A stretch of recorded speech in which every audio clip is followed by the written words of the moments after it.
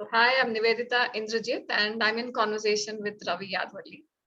So, Ravi, we know how we met, right? Like, I saw somebody's number on the car, and then I called them, and then they gave me your number, and they disappeared in my life. I don't see them anymore. And you've been there playing a very crucial role with my son's life. He's played with Frobel gifts, which you created. Of course, it was inspired by someplace else, and you brought it to India, and other things. And we've been having crazy conversations, gardens, this, that, and all. So it's always a good conversation with. So thank you for being my guest. My pleasure. So I want to ask a question about reiterating the story. You told me that you drove all the way from Delhi, right? Can you share that story and what changed, what brought on that?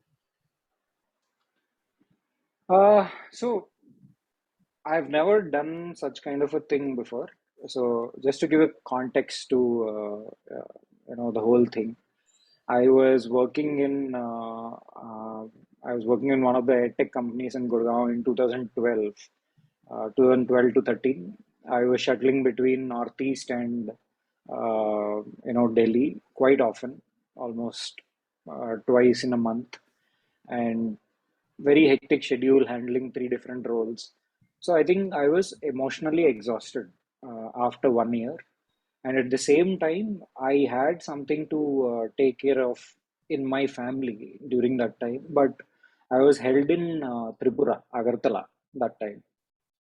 So just thinking about, so fortunately everything went well, and no serious issue happened. But at that time, I just realized that even if I had to kind of come back, just think about coming back right now, the moment I heard the news, it almost took around 36 hours to reach where I had to reach. That was like a revelation for me that, where are you? What are you doing?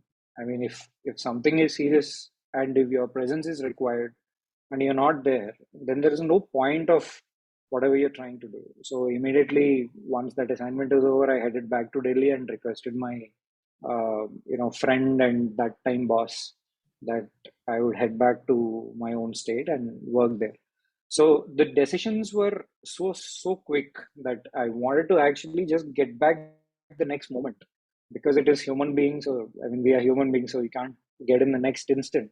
So I couldn't even get those formalities done to kind of ship my goods there, or book somebody to carry my vehicle all the way to Andhra. So I said, all pack all the bags in a small Alto car, and then kind of one fine morning around 6 o'clock, I started my drive from Gurgaon, and 3 days later I reached my hometown. So which is close to around a 2,600-kilometer drive, all alone. So this is the context of essentially what we are trying to do. Uh, it's not a tour, or it's not a long drive, a very very long drive, which I planned when I was there in Delhi. But it is out of that longing that maybe we can call it a missing out sort of a feeling for quite a long time.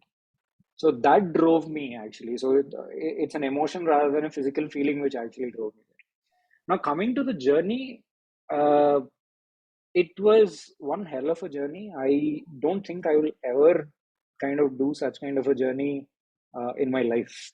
Uh, Maybe the distance or the travel, maybe I may undertake, but the experiences in the first journey, I can't even explain.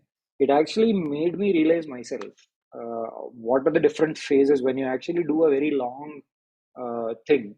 Uh, you know, what are the different phases you kind of go through? I'll kind of split that journey up into multiple phases. Phase number one is the phase of that adrenaline. 6 o'clock in the morning, start from Gurgaon, pass through Delhi, get into that Yamuna Expressway, which was recently launched at that during that time, recently inaugurated, and you're driving from Noida towards Agra. On the left side is, so you will be driving south. So you're on your left. is the sunrise happening. So around 5:30, 6 o'clock is when you are on the Yamuna Expressway. I still have very, very vivid memories of, it's a very long expressway. Yamuna Expressway is very, very long. So I could really see that twilight to sun completely going up, still on the expressway, and I'm still driving at a constant speed.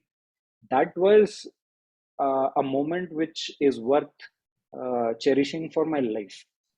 And throughout almost for 15, 20 minutes, so the ride continued, and finally I reached Agra, had a stopover in Agra.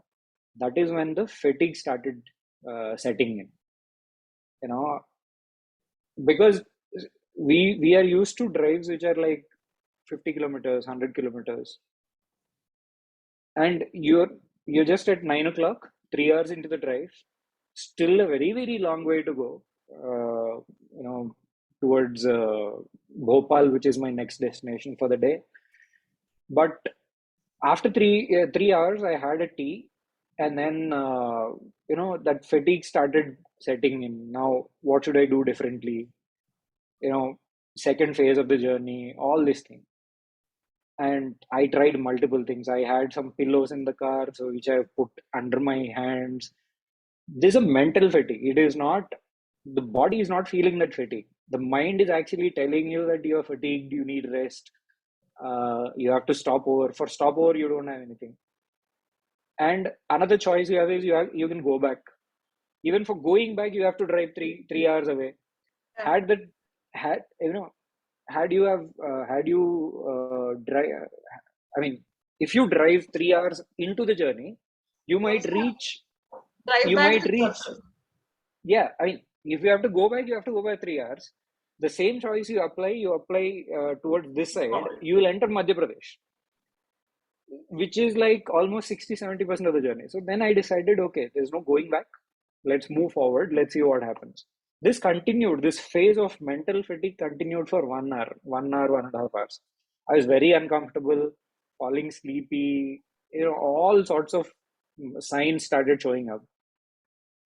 Suddenly, I think I reached a place. I forget the name of the place, but I reached somewhere near the border of Madhya Pradesh. That is when I decided nothing doing, leave all this nonsense aside, get the windows down, let the fresh air come in, and put some good sound, and just keep driving. Don't don't unnecessarily complicate drive. Drive is just a drive. It just keeps going on. We just go with the flow. Random thoughts, a lot of thoughts started, coming in into my mind. Started, started kind of thinking about them, then kind of letting them go. Then new set of thoughts. I was all alone, so there was literally nothing which can entertain me during that time. And that journey continued till in the evening around 5:30. Then the next scary phase of the journey starts when I enter the forest area, which is the Chambal forest. So that is a phase of self-belief that you can do it. There is another 1.5 hours, the last crucial 1.5 hours to enter into Bhopal. Google Maps guided me into a forest, which happens to be a Chambal forest. And the roads were, the place is completely uninhabited, as in you won't see a human being there for at least 5-10 kilometers at a stretch, and that too at night. So that was the kind of terrain. I was scared once or twice. I think I hit speed breakers because it is an alto car, and it is not used to so much of ruggedness which is there in the drive. I was scared if something breaks down during this journey, there's no one to kind of fix it. Yeah. Suddenly, there is a car which is registered in Bhopal, obviously, that's a local Bhopal car, which is passing through during the same road. And I just kind of closed my eyes. I was like, okay, I'll only follow this guy. I don't know what happens to my car. If he brakes, I'll brake. If he accelerates, I'll accelerate. Believe me, this journey lasted 40 kilometers almost in the forest. And I was left at the entrance of Bhopal, and he kind of took a different way and he left. So these are the three phases of my journey. First is the adrenaline phase. Second is my fatigue phase. Number three is the cruise phase, if you may call it. Yeah. And the last one is a self-belief phase, wherein something will happen and you'll reach there. Yeah. You don't know what is going to happen. And second day is physically tiring, but it's not as dramatic as the first day. So first day I stopped over in Bhopal, started around 2 o'clock again, no, 11:30 again in Bhopal. And I drove continuously for almost 20 hours. By the time I reached Hyderabad, it was, kind of 4, 5 o'clock in the morning the next day. Mm. So for 20 hours, I continuously have driven through Nagpur, and it's one hell of a journey, actually.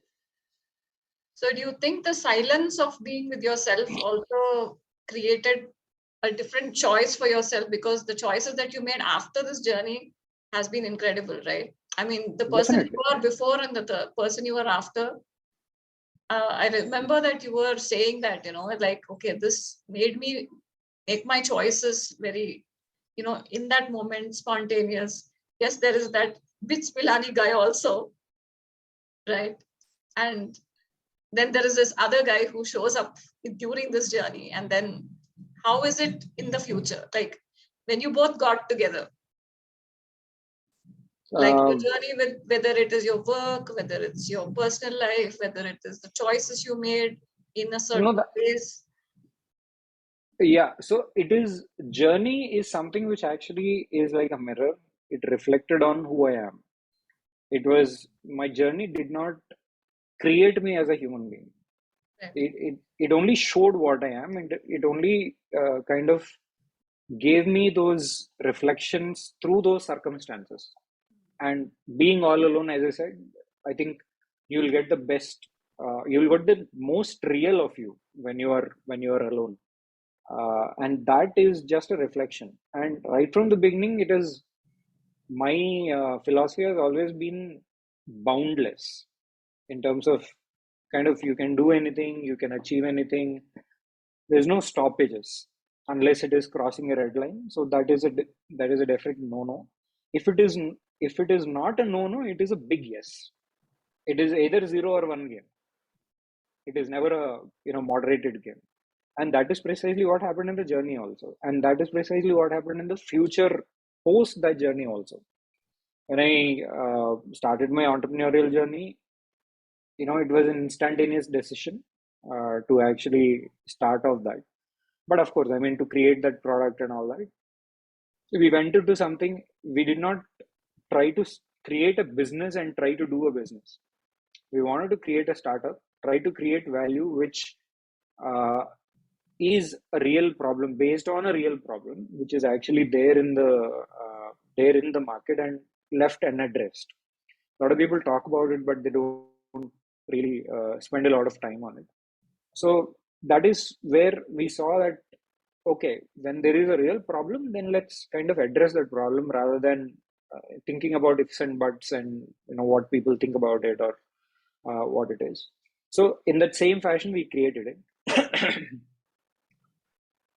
With people coming around, obviously, right from the beginning, I was always welcome to kind of have people around who share that belief, who share that thought. So that was never a problem. Or the mindsets, right from the beginning, the mindset is very clear. If you are in sync with what we are trying to do, we both will start adding value as a team to the work which we are trying to do. Forget about the company, forget about the whole shell or the structure, whatever we call it. But there is a mission at hand. If the mission need to be empowered, it requires a team, and that team requires like-minded people inside it for operating. And if you are not stuck with the mission, so obviously it is not about taking as an employee or firing something, but it was more or less like creating a free environment wherein people can explore themselves and figure out whether they fit into the mission or not. Yeah.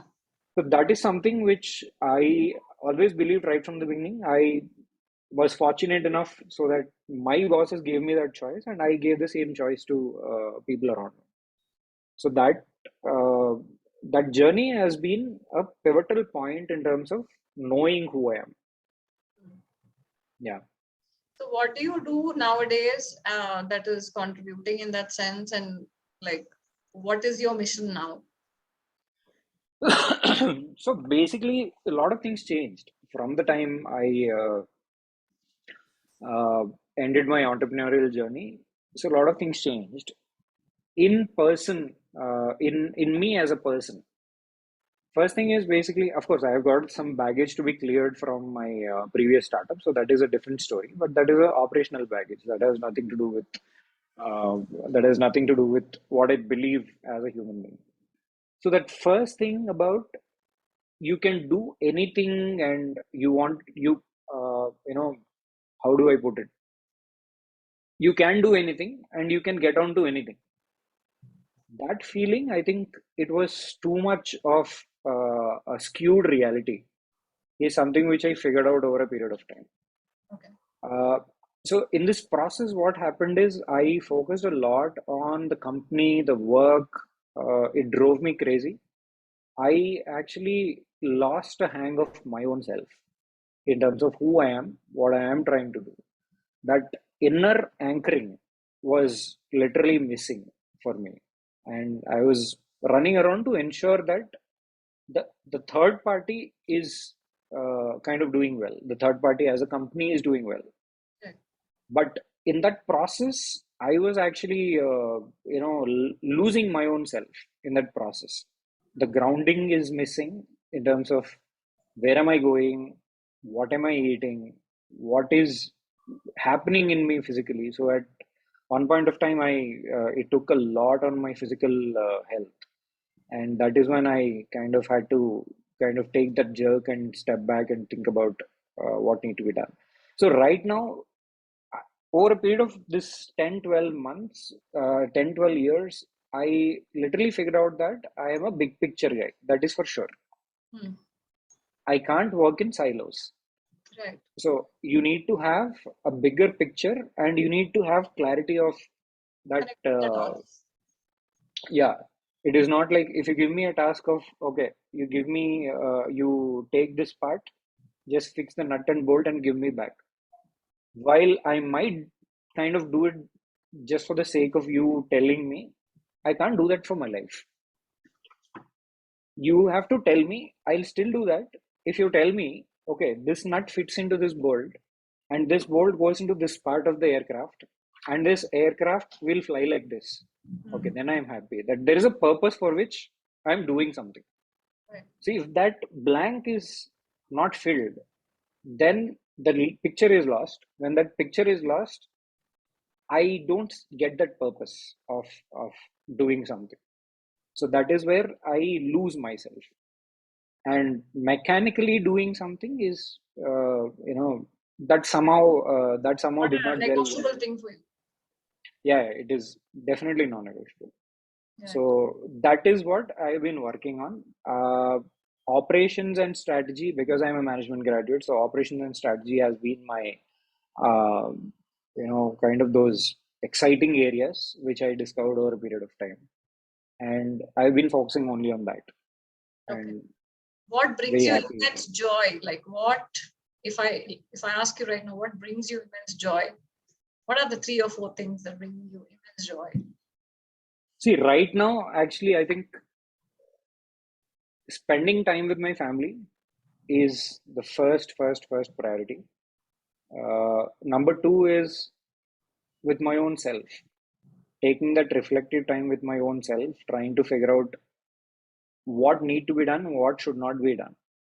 So sitting maybe once in 15 days, once in a week, trying to just recalibrate everything and ensuring that, okay, what you're doing has a purpose, and these are the things which you should do, and these are the things. I mean, I started saying no to a lot of things, and that is giving me a lot of joy in that process. So the other person is happy, I'm also happy, rather than overcommitting myself or what do you call. They are people who approach me for help, so they literally they approach me with their wholeheartedly they approach me. But the point is, I might not be having that bandwidth to help them just because I feel like helping them, taking that work to help them out. That's not working out for me. I'm losing my space. So I'm creating that space and living in my own space is giving me immense joy. Number two, spending with my family is again, that is number two. Number three is, how do I put it?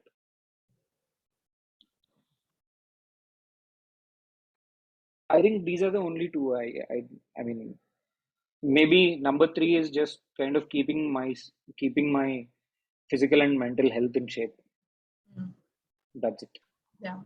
It can keep changing, right? Like you can start including at a later point of time and stuff like that. So, is there any question that I didn't ask you which you would like to talk about? Never even thought about it. Like, is there something that you'd like, like, okay, I wish this happens in the world, or, I I wish. don't wish anything happens in the world. The world is as perfect as it can get. Okay. It is amazing. Okay. So, thank you so much for this time. And it's always a pleasure. I know the drives and the conversations, and, there's a lot of love and affection for each other as well in that sense. And we all adore you in our household. Thank you. So, Thank you so yeah. much. So, thank you for doing this. Thanks, Nivedita. Yeah. Let's be in touch. Bye.